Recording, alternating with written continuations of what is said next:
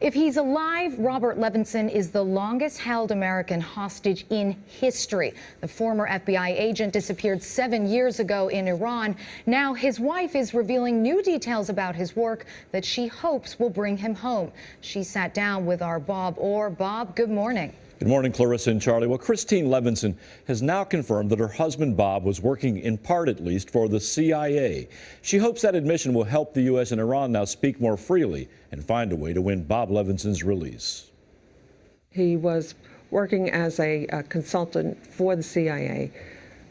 He was also a private investigator. He was able to do both at the same time in his travels. The confirmation comes as Christine Levinson is planning a second trip to Iran. She will try to make her case with a personal plea to Iran's president at a time when relations between the U.S. and Iran have improved. If President Rouhani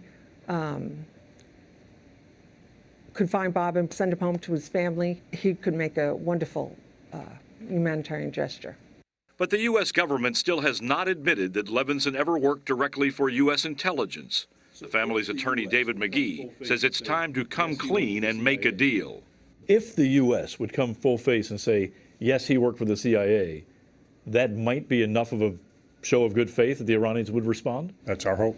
Levinson, who retired after working more than 30 years for the DEA and FBI, disappeared in 2007. In 2010, these documents purporting to detail his arrest in Iran were anonymously emailed to Christine Levinson. She later received these pictures and this videotape. I have been held here for 3.5 years. I am not in very good health.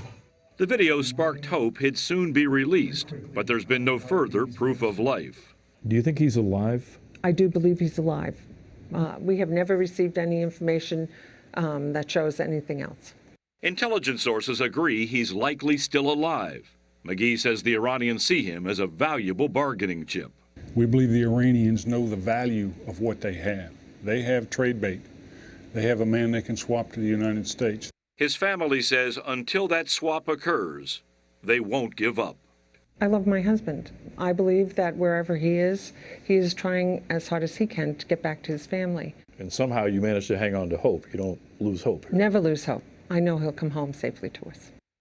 The White House says Levinson's case is still now a top priority in their ongoing efforts to win his release. Both President Obama and Secretary of State Kerry have personally raised the issue with top Iranian officials. Clarissa, Charlie. Just a mystifying story. Bob Orr, thank you.